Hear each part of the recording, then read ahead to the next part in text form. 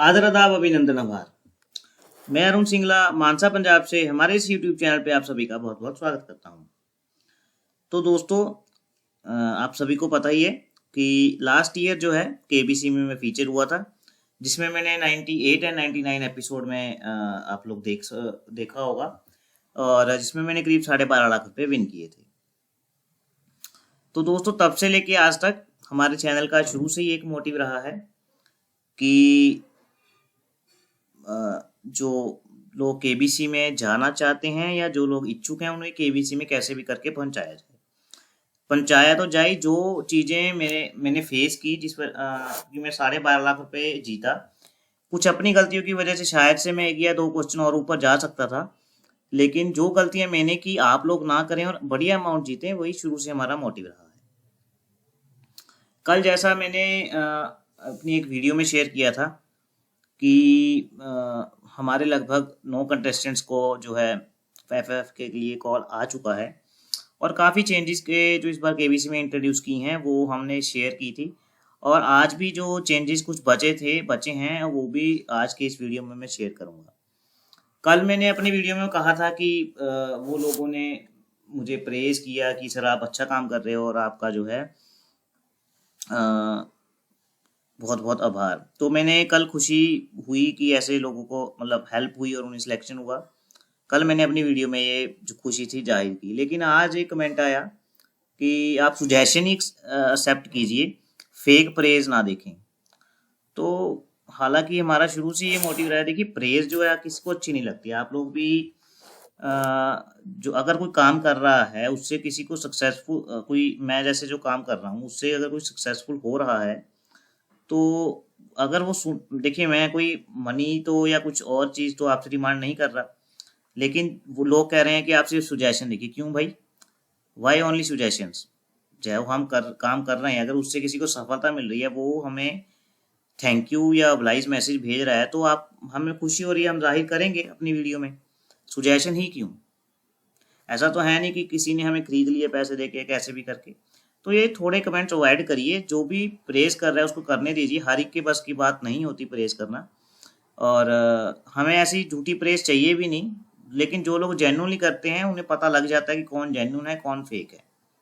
चलिए, इसी के नोट के साथ साथ आज फास्टर फिंगर फर्स्ट का सेशन 10 है, जिसमें आप सभी का बहुत बहुत स्वागत है।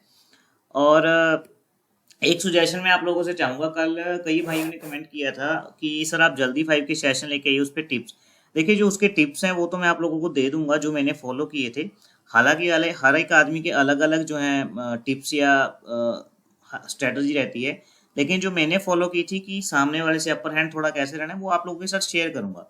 लेकिन जल्दी 5 की प्रैक्टिस मुझे समझ नहीं आया कि किस प्रकार से यहाँ पॉसिबल है, तो हम करवा देंगे। अगर आपके मन में कोई भी सुजेशंस हैं तो आप वो नीचे कमेंट बॉक्स में लिखिए कि किस प्रकार से हम जो है वो प्रैक्टिस करा सकते हैं। एक भाई ने बताया भी था ग्रुप में कि सर आप 5-5 सेकंड का समय दीजिए, और फिर आप लोगों को 5 सेकंड का समय देंगे, तो वो उसी टाइम आप टाइमर बंद कर दीजिए और अगला सवाल डालिए, ताकि हमें 5 सेकंड में कैसे आंसर देना है उसकी प्रैक्टिस हो। वैसा भी कुछ कर सकते हैं, अगर आपके मन में कुछ और सुजेशन है वो भी आप नीचे दे सकते हैं। चलिए, अब आप सबका ध्यान जो है कंप्यूटर स्क्रीन पे आ जाए, और साथ ही साथ मैं आपको जो चेंजेस हो रहे हैं ये भी बताऊंगा। रेडी? और फर्स्ट फिंगर फर्स्ट का पहला प्रश्न आपकी स्क्रीन के ऊपर ये रहा। Arrange the following planets of our solar system in descending order according to their number of moons. जैसा हमारे धरती का एक ही मून है, वैसे ऐसे ऐसे प्लैनेट्स हैं सोलर सिस्टम में जिनके काफी सारे मून्स हैं। आप लोगों को उन प्लैनेट्स को उनके मून के बढ़ते से कम के क्रम में से जाना है, यानी डिसेंडिंग ऑर्डर में। रेडी? और ये रहे आपके ऑप्शंस आपके सामने। Option A Jupiter, option B Saturn, option C Earth, option D Venus. फटाफट से आंसर दे दीजिए। 15 सेकंड देखिए, तभी टाइमर स्टार्ट हो जाता है जैसे बच्चन साहब क्वेश्चन पढ़ देते हैं। तो आपका समय समाप्त होता है अब। तो देखिए, इसका सही क्रम है जी, सबसे पहले आएगा ऑप्शन बी सैटर्न, जिसके 146 जो है मून है। जैसा हमारा एक मून है वैसे सैटर्न के 146।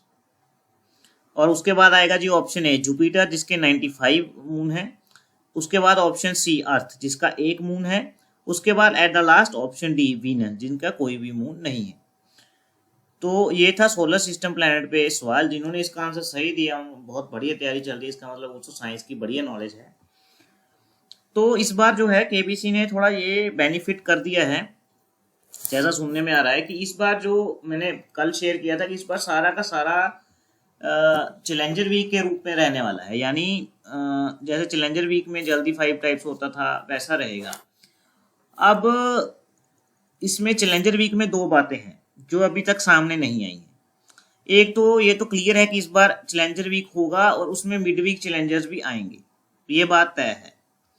क्योंकि हमारे 2 सब्सक्राइबर्स ऐसे हैं जिनको ड्यूरिंग द वीक या कैसे भी करके कॉल आया है। और मिड वीक चैलेंजर जब हो रहा है तो इसमें हमें ये लगता है कि या 2 सिनेरियोज हो सकते हैं। चैलेंजर वीक का मतलब ये भी हो सकता है कि जल्दी 5 हो, फास्ट फिंगर फर्स्ट के बाद जल्दी 5 हो, या जल्दी 5 अगर नहीं होता है तो मिड वीक चैलेंजर वाले इंट्रोड्यूस किए जाए। लेकिन मिड वीक चैलेंजर हो रहा है ये कंफर्म है, ये आप लोगों को केबीसी में देखने में भी मिल जाएगा। अब मिड वीक चैलेंजर क्या होता है, जिन भाइयों को और बहनों को नहीं पता उन लोगों के लिए मैं बता दूं कि केबीसी सोमवार से शुक्रवार आता है, यानी 5 एपिसोड शूट होते हैं यूजुअली। कई बार क्या होता है एक एपिसोड गेस्ट बुला लेते हैं तो वो एपिसोड माइनस हो जाता है। यूजुअली मान के चल रहा हूँ मैं एक बारी 5 एपिसोड चलते हैं। अब सोमवार और मंगलवार को मतलब 10 जब मंडे को स्टार्ट होता है तो 10 लोग वहां पे बैठते हैं। अब 10 लोग वहां पे बैठते हैं, ऑब्वियस सी बात है मंडे को भी कोई हॉट सीट पे आएगा। जब वो खेल के चला जाएगा तो और कोई बंदा आएगा, यानी 2 दिन में लगभग 2 से 3 बंदे तो हॉट सीट पे आएंगे, ये बात तय है। आई होप ये इसमें कुछ खास बात नहीं, सबको क्लियर होगा।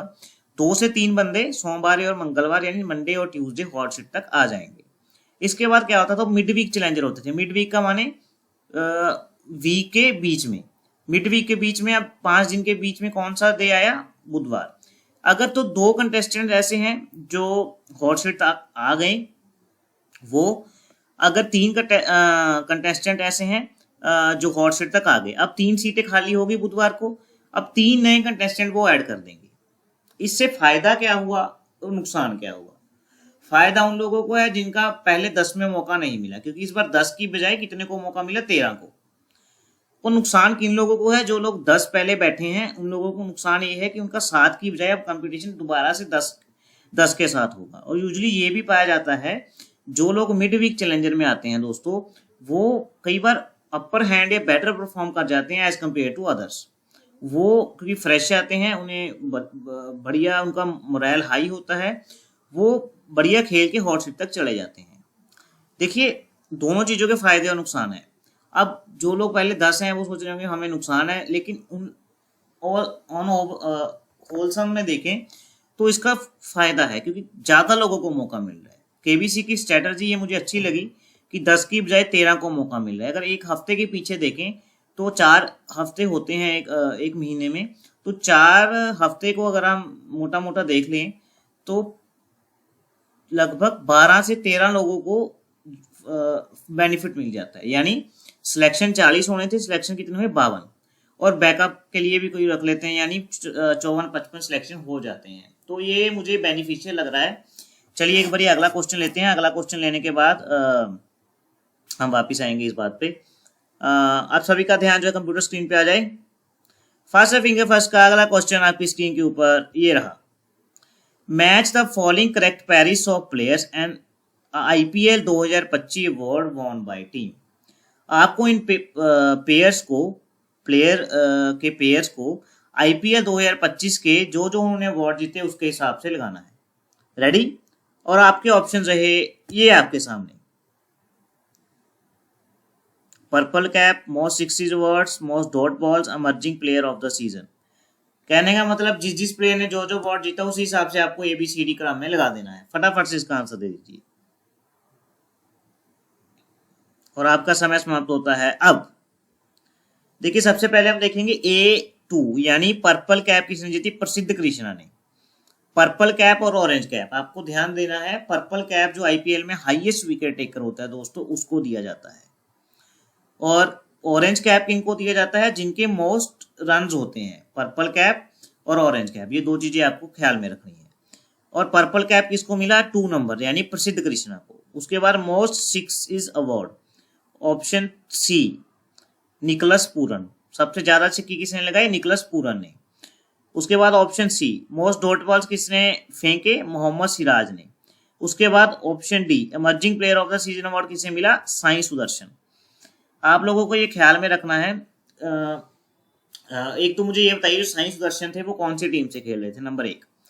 और नंबर 2 इस बार ऑरेंज कैप किसे मिला, ये आप लोगों को बताना है। इसी में आंसर छिपा हुआ है, ऑरेंज कैप किसे मिला उसका भी।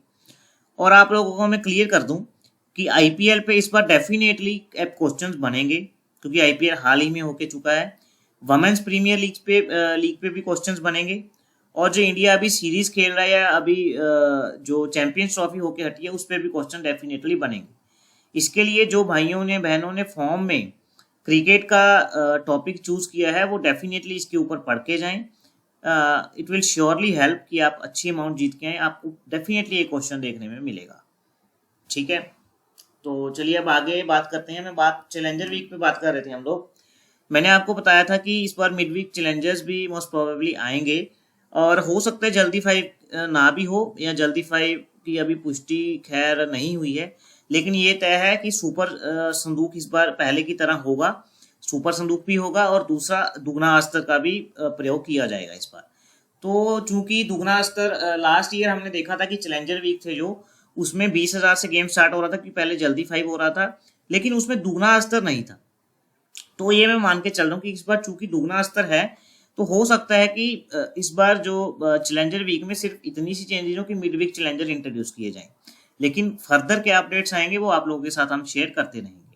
और जो शूट है वो ये मान के चल रहे हैं हम लोग कि जो इन्फो आई है कि कल से स्टार्ट हो रहा है। First episode will be shoot tomorrow, कल फर्स्ट एपिसोड शूट हो जाएगा कल को। तो जो भी क्लैरिटी बन पाएगी टीम की ओर से कैसे भी करके, वो हम आपके लिए लेके आएंगे। लेकिन एक बार शूट हो जाने दीजिए, क्योंकि जो नई लाइफलाइन है उसके बारे में भी, लाइफलाइन का नाम तो सामने आ गया है, लेकिन वो कैसे वर्क करेगी, हाउ इट विल वर्क, अभी वो कुछ क्लैरिटी नहीं हो पाई है। जैसे ही कोई क्लैरिटी होगी आपके तक ले आएंगे। और मैं और एक बात बता दूं कि इस बार ज़्यादा कंटेस्टेंट को मौका मिल रहा है, तो आप लोग होप ना खोएं, क्योंकि मैंने कहा था कि 50 लोगों को लगभग कॉल हुआ है, तो मैं 10 के हिसाब से मान के चल रहा था कि उसी हिसाब से हो सकता है उनको बुलाया जाए। लेकिन अभी जो कॉलिंग है, तो आप ये मान के चलें कि ज़्यादा बची हुई है, क्योंकि 13 लोगों को मौका मिल रहा है। उसी हिसाब से हर एक वीक की अगर कॉलिंग होती है तो कॉलिंग और ज़्यादा होगी, इसलिए आप लोग धैर्य बनाए रखें। दूसरा, प्लेयरों का अभी कोई पुष्टि नहीं, जब भी कोई आएगा हम आपके साथ शेयर करते रहेंगे। और रेडी हो जाइए, अगला क्वेश्चन आ रहा है फास्ट फिंगर फर्स्ट का आप लोगों के लिए। फास्ट फिंगर फर्स्ट का अगला प्रश्न आपकी स्क्रीन के ऊपर ये रहा। Arrange the following invention done in the human history in chronology. आपको इन इन्वेंशंस को जैसे ह्यूमन हिस्ट्री में वो आई, यानी जो पहले आई उसे पहले, जो बाद में आई उसे बाद में लगाना है। और आपके ऑप्शन रहे ये आपके सामने। Option A printing press, option B internet, option B bulb, option D radio. Printing press, internet, bulb, radio. फटाफट से आंसर दे दीजिए।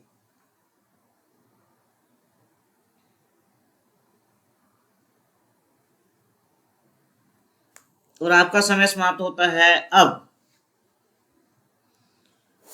तो इसका सही क्रम है दोस्तों, सबसे पहले a printing press. The most movable type printing press in Europe was invented by Johannes Gutenberg around the 1414 Germany. Printing press सबसे पहले है इनमें से।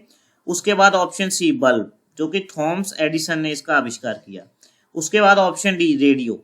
उसके बाद ऑप्शन बी इंटरनेट। तो आपको ये बताना है कि भारत में सबसे पहले इंटरनेट कब आया, उसका आंसर आप सभी को कमेंट बॉक्स में कमेंट करके देना है। ठीक है,